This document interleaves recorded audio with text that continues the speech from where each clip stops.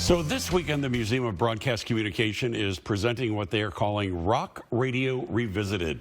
It'll be at the Des Plaines Theater this coming Sunday at 3 o'clock in the afternoon, a celebration of rock and roll radio from the 1970s with some of the most iconic voices of that rock radio era.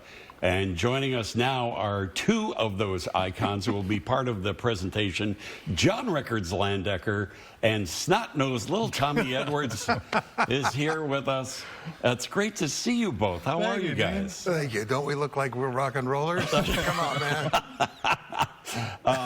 John is now on WGN Radio. Yes, that's right. In the evening. And Tommy, what are you doing now? I do video game. I do, because of my association with the Bulls and the NBA, every year I do NBA 2K.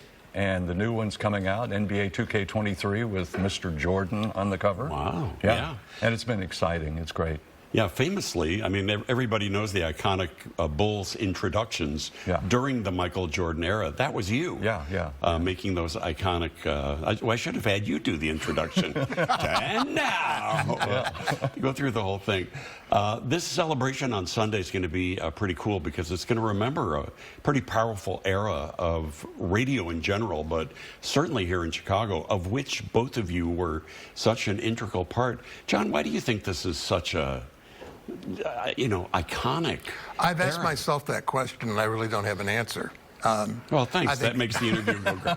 Nice to be here. Thank you, Dean. Thanks for coming in. I'm sure Tommy's thought about it too, and I think part of the reason that we didn't realize the impact that was going on is because we didn't take ourselves seriously. True. We weren't like sitting around going, boy, are we really popular.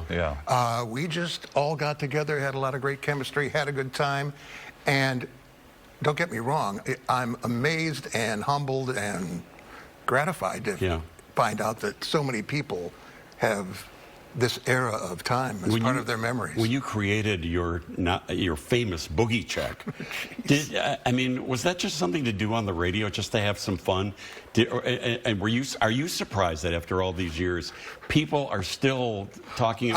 You still do the boogie check on WGN? I dropped it because you can't do something from one generation to another, but it was something I hadn't thought of until it was on the air. It was a completely ad-lib, spontaneous bit that was done.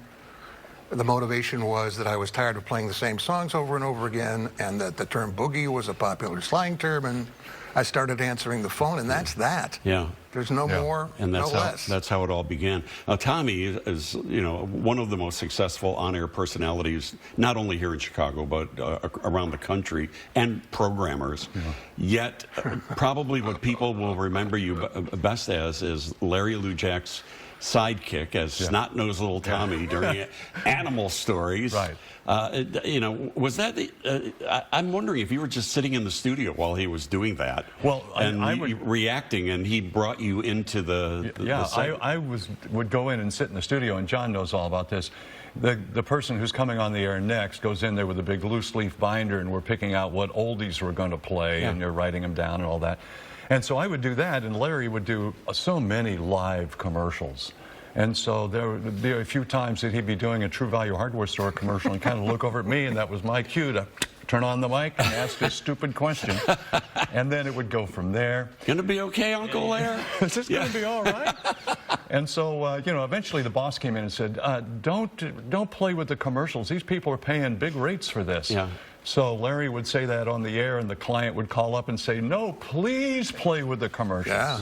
Because the 60-second commercials are lasting 3 minutes. Right, exactly.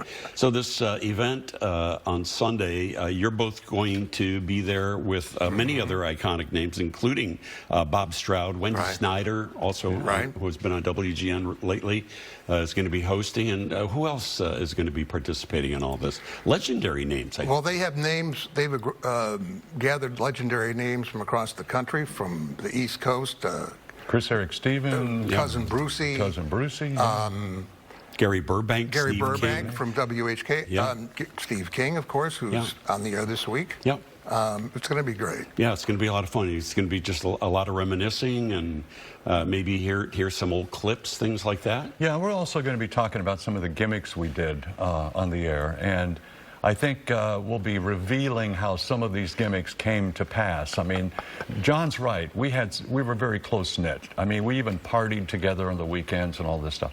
But when we would get together and talk about ideas, all kinds of great ideas would come out. And the wonderful thing about the management was that they'd say, go for it. Yeah. Go for it. Yeah, you'll hear a lot more. The Museum of Broadcast Communications Rock Radio Revisited event is this Sunday, Desplaines Theater, 3 o'clock in the afternoon. And you can get more information at museum.tv or DesplainesTheater.com. Tommy Edwards, John Records, Landecker. Guys, thank you so much. Thanks, Dean. We'll be back with more of the Midday News after. Better hearing in 3 easy steps.